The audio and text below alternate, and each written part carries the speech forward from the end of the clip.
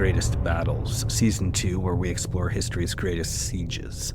If you know somebody that enjoys this genre of history, please share the podcast with them. The early 17th century was a time of profound upheaval in Europe. The Protestant Reformation had shattered the unity of Christendom, and nations across the continent were grappling with the consequences. France, the largest and most powerful Catholic nation in Europe at the time, was deeply divided. For nearly a century, religious conflict between the Protestant Huguenots and the Catholic majority had left the kingdom bloodied and fractured. The French wars of religion had come to an uneasy close in the late 16th century, but the peace was tenuous at best. The Edict of Nantes, issued by King Henry IV in 1598, granted the Huguenots religious freedom and political privileges, but this fragile compromise was always at risk of unraveling. By the 1620s, those tensions began to boil over once again. King Louis XIII, who inherited the throne after the assassination of his father, ruled a kingdom on the brink. Determined to consolidate power and assert the monarchy's authority, Louis relied on his brilliant and ruthless first minister, Cardinal Richelieu, to confront any challenges to royal absolutism. Among those challenges, none loomed larger than the Huguenots, whose fortified cities and semi-autonomous status represented a direct threat to the king's control. What followed was not merely a military campaign, but a battle for the very soul of France, a confrontation that would determine whether the kingdom would remain fractured or emerge as a unified, centralized state. The consequences of what unfolded in Western France would ripple far beyond its borders. The suppression of the Huguenots marked a decisive moment in the rise of the modern French state, establishing the foundation for the absolute monarchy that would dominate Europe under Louis XIV. It also delivered a crushing blow to Protestantism in France, leading to a mass exodus of Huguenots whose skills and labor reshaped the economies and societies across Britain, the Netherlands, Prussia, and the Americas. These events contributed to a broader shift in the balance of power in Europe, defining the trajectory of nations and of empires for generations. This episode examines a turning point in European history, one that shaped the future of religion, governance, and society in ways still felt today.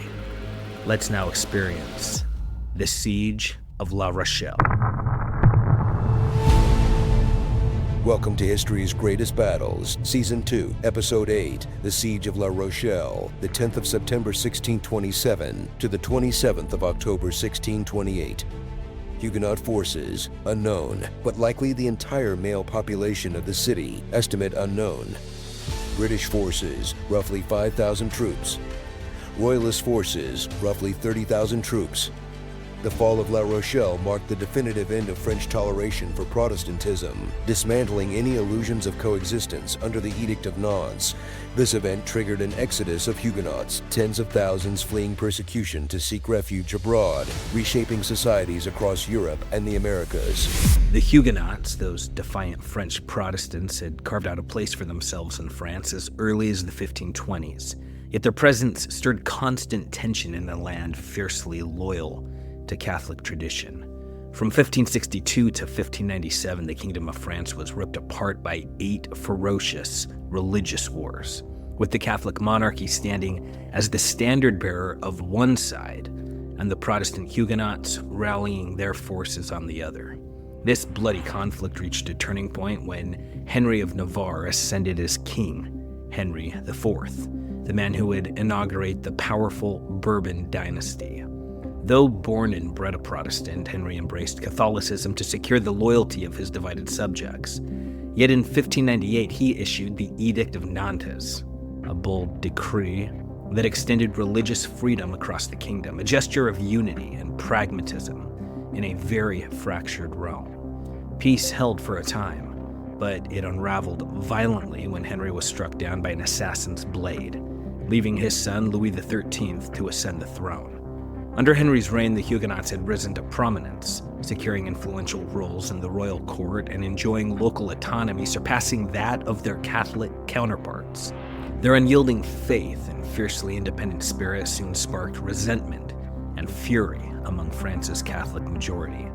Guided by the cunning and relentless Cardinal Richelieu, Louis XIII became convinced that his dream of absolute power could not be realized so long as the Huguenots retained their political clout. At the helm of the Huguenot cause stood two men, Duke Henri de Rohan, a seasoned commander, and his brother Soubise, fiery and determined. It was the younger brother Soubise who struck the first blow against Louis XIII's new policies. In January of 1625, he mustered a modest force in Poitou and seized the Isle of Ré, a stone's throw from the Huguenot stronghold of La Rochelle. Not stopping there, Soubise commanded 10 ships and overwhelmed the royal garrison on the neighboring island of Aleron, a sharp and humiliating blow to the crown. Meanwhile, Henri de Rohan rallied troops from the staunchly Protestant strongholds of Languedoc, preparing for the battles ahead. Richelieu, ever the strategist, recognized the danger. Noble support for the Huguenots could easily draw England or even the Netherlands into the fray, not necessarily for faith, but for the cold calculus of politics. The Huguenots, defiant as always, presented Louis with their demands. Louis replied with thinly veiled menace, quote, "I incline to peace, and I shall assure Languedoc and other provinces to you, but as for La Rochelle, my intention is different," end quote. Louis demanded brutal terms for La Rochelle. The city's formidable defenses, constructed since Henry IV's reign, would be torn down, leaving it confined to its ancient, crumbling walls. A royal superintendent would preside as the supreme authority, and no warships would ever again be allowed to anchor in its harbor. Only under these oppressive terms could La Rochelle retain the rights granted to them under the Edict of Nantes, a bitter compromise that reeked of subjugation. La Rochelle, the unshaken bastion of Protestantism in France, was undone by internal divisions. Among its citizens, bitter factionalism thwarted Rohan's attempts to forge a united front against Richelieu's tightening grip. Desperate to save La Rochelle, Soubise sought salvation across the Channel, appealing to England for aid. French politics, as always, spiraled into a web of intrigue and treachery. Richelieu had secured treaties with both England and the Netherlands, ever calculating, wary of igniting their Protestant populations into action. Spain, though Catholic, was an ever-watchful predator, eager to seize an opportunity to extend its power. A Protestant revolt in France could provide the perfect pretext for unleashing a counter-reformation bolstered by Spanish armies. The Duke of Savoy, fickle and self-serving, would lend his support only where it promised the greatest gain.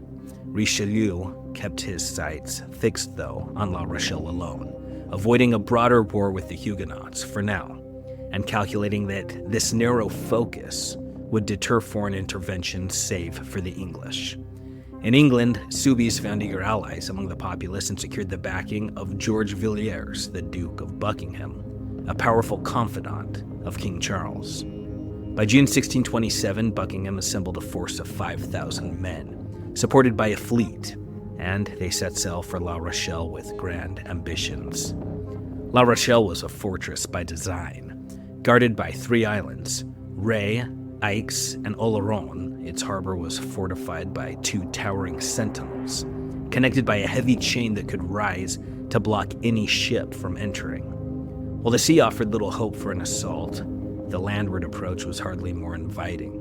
The city's northern flank was shielded by treacherous marshes, leaving attackers with only a narrow and perilous path to advance.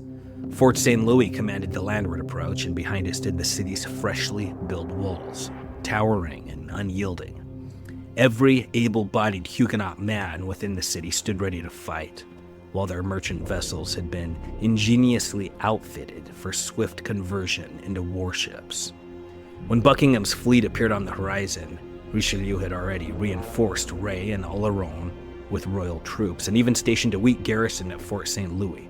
Yet the fort's royalist presence was a constant source of anger for La Rochelle's citizens. Buckingham had the opportunity to storm Fort St. Louis and establish himself within La Rochelle. a move that might have rallied Huguenots across France, but he hesitated, fearing the royalists' control of the seas, and turned his attention to the island of Ré instead. The English troops stormed ashore at the eastern tip of the island, where they clashed with 200 royalist cavalry and 2,000 infantry. The royalist forces were driven back, unable to withstand the ferocity of the English advance. The royalists fell back to the safety of Fort St. Martin, but Buckingham swiftly encircled it, cutting off their escape and their supplies. Amid the relentless cannon fire pounding the walls of Fort St. Martin, the nobles of both sides exchanged stiff, formal courtesies, even as the fort's defenses held firm against every assault. Envoys dispatched to negotiate with King Louis returned empty-handed. The monarch refused to yield or order his men to surrender the fort. The siege stretched into the long, grinding months of autumn with no decisive breakthrough on either side. While Buckingham's forces continued to receive supplies from England and Holland, the people of La Rochelle found themselves paralyzed by uncertainty, divided over which path to follow. The Anglo-French treaty still stood officially unbroken, and inviting the English into La Rochelle would all but guarantee a full-scale assault by the crown. In August, King Louis arrived at the gates of La Rochelle, bringing with him 11,000 infantry, 600 cavalry, and 24 cannons.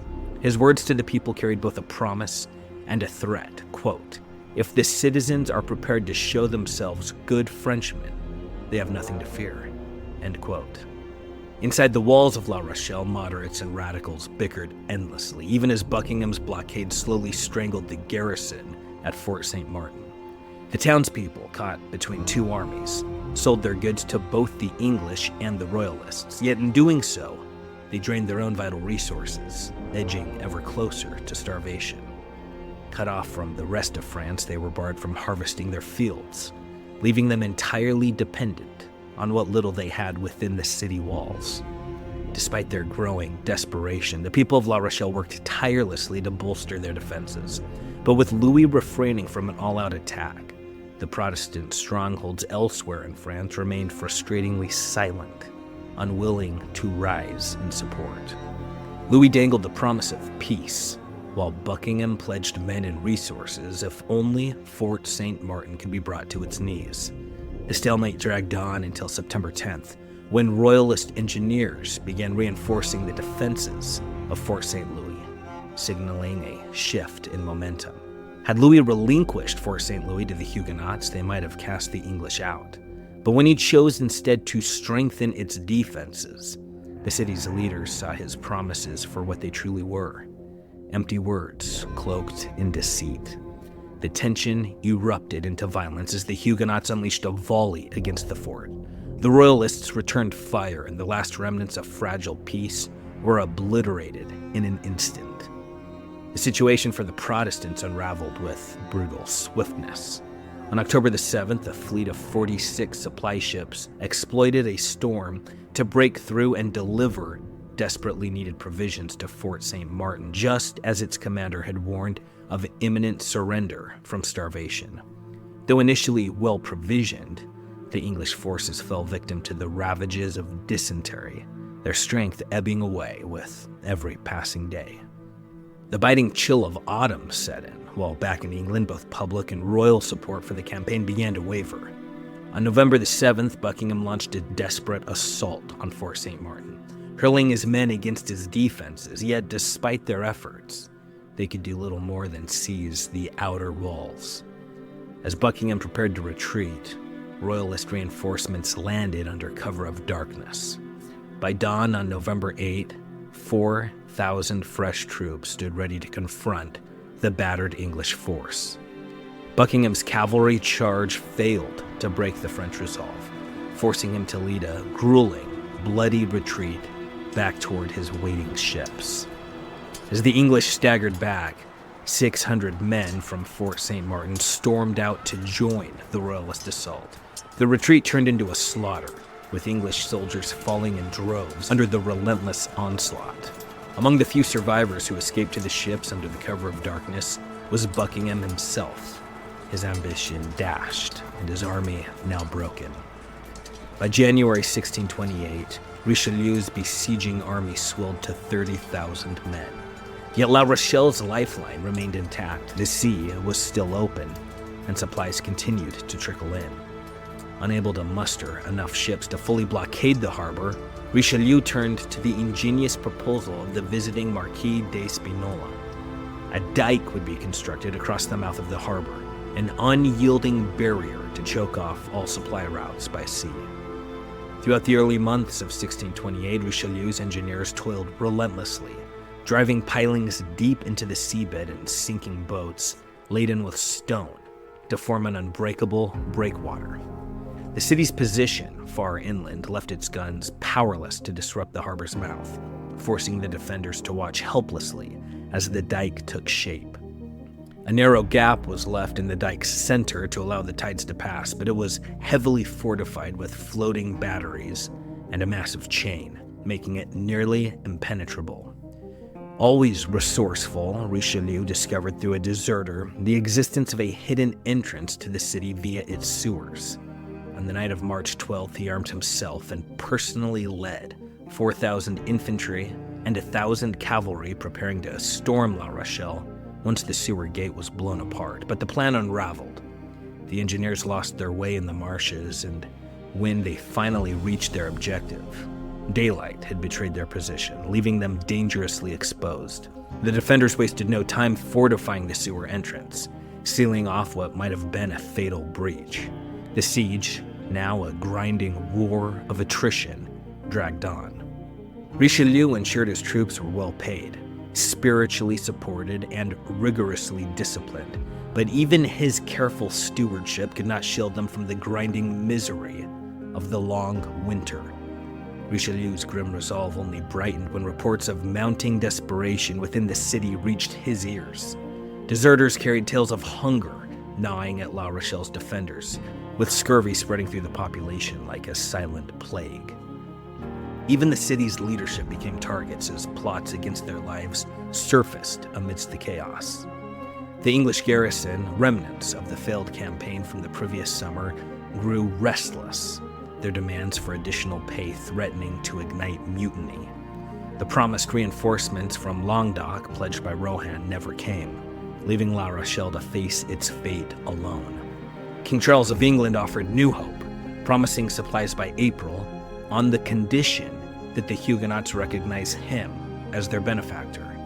But Parliament, mired in bitter disputes and more concerned with condemning Buckingham than aiding the Huguenots, moved painfully slowly to allocate the necessary funds.